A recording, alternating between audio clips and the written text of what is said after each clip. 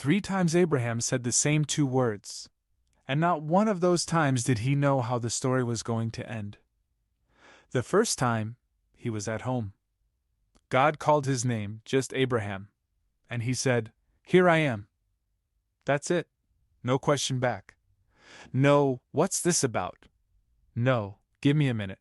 Just 2 words and a posture. The second time, he was 3 days into a walk he didn't want to take. His son Isaac, the son he had waited 75 years for, was carrying the wood up the side of a mountain. And Isaac looked up at him and said, "Father?" And Abraham said it again, "Here I am, my son." The third time he was holding a knife. I want you to sit with that for a second. Because we tend to read Genesis 22 like it's a story about obedience, about Abraham passing some kind of test, about whether he was actually going to go through with it. But that is not really what is underneath it. What is underneath it is this. Abraham said the same 2 words at the start of the mountain as he said at the end of it. He did not change his answer when the answer got expensive. He did not take it back when the wood was on Isaac's back. He did not bargain when the altar was built. He just kept saying it. "Here I am. Here I am. Here I am." And here is the part most of us miss. He did not know how it was going to end. He did not know there was a ram in the thicket. He did not know an angel was going to stop him. He did not know God was going to call this the place where the Lord provides. He did not know any of that yet. He found out after he said yes the third time. The provision came after the posture, not before it.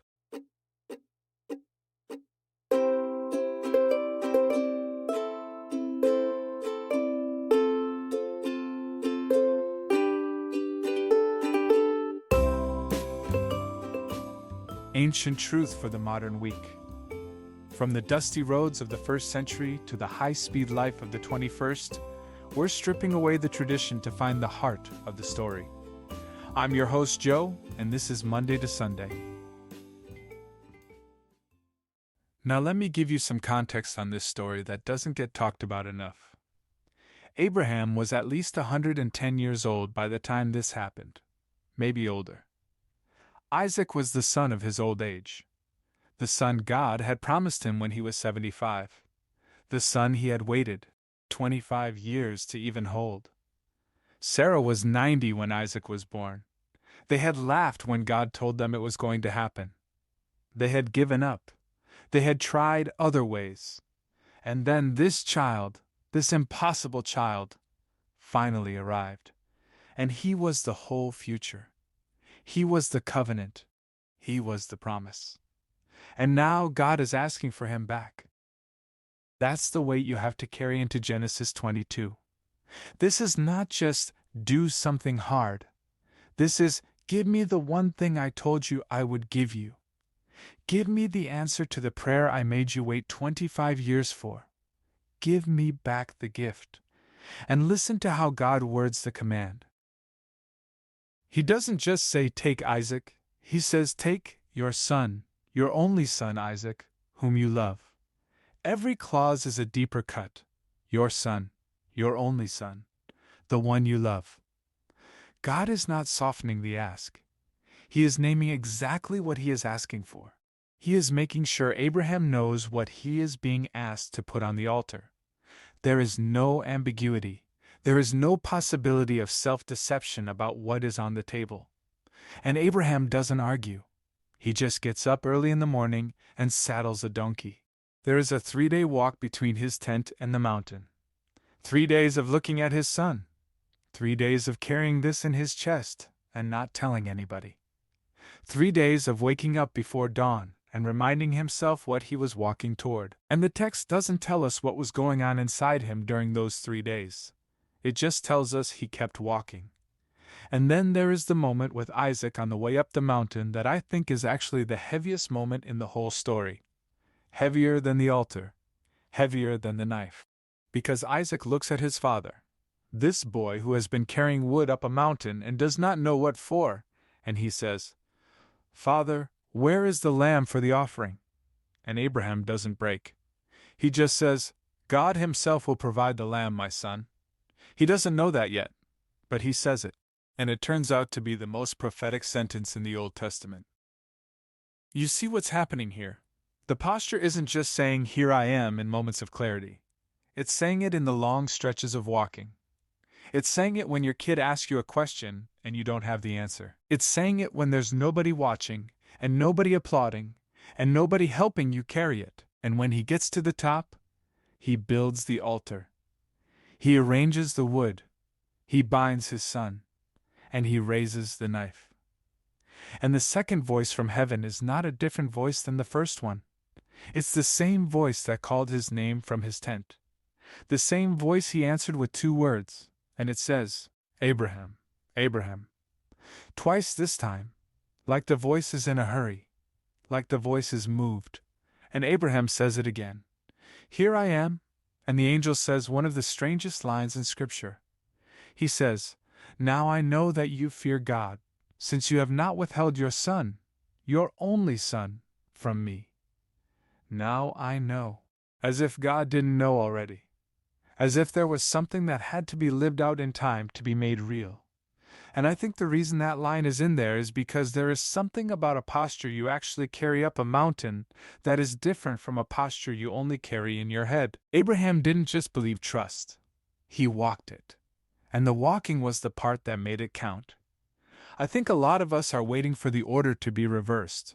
We're waiting for God to show us the ram first. We're waiting to see how the story lands before we agree to walk into it. We want to know if it will be okay before we say, Here I am. And I get that. I do. Because Abraham's story is not a comfortable one. He did not get the easy version.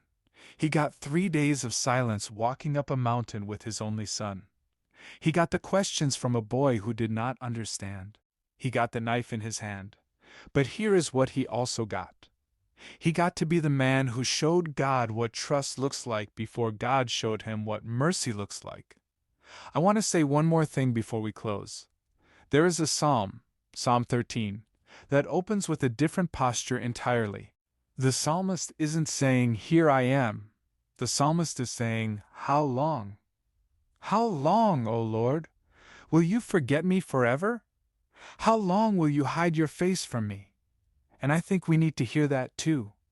Because saying, Here I am, is not the same thing as never asking how long. Abraham said, Here I am, 3 times. The psalmist said, How long, 4 times in the first 2 verses. Both of them ended up in the same place. The psalmist closes with, I will sing to the Lord, for he has dealt with me richly. Abraham named the place where the Lord provides. So if you are in a how long season right now, I am not asking you to skip over that. I am not asking you to pretend you are not asking. The 2 postures can live in the same person. You can ask, How long, with your mouth, and Here I am, with your feet. The honest prayer and the willing step are not contradictions. They are companions. And one more thought. Most Here I am moments are not Moriah moments.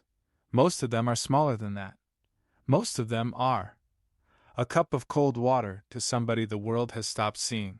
That's what Jesus says in Matthew 10. That even giving a cup of cold water to a little one is the kind of thing that gets remembered. Most of our Here I am moments are that. They are showing up for the person nobody else is showing up for. They are sending the text. They are taking the call. They are being present for the meeting that everybody else found a reason to skip. You don't have to climb Moriah to be in the posture. The posture is available at sea level. It's available in the small. So here is what I want to leave you with today. You do not have to know how it ends. You do not have to see the ram. You do not have to understand the assignment. You do not have to have the comfort lined up before you respond. You just have to be willing to say 2 words in the dark. Here I am. That is the whole posture. That is the whole thing. Abraham was not a hero because he had certainty. He was a hero because he did not, and he still said yes. The mountain will tell you the rest when you get there. I'm Joe, and this has been Monday to Sunday. Thanks for walking this road with me. Now take this truth into your week. and I'll see you on the next chapter.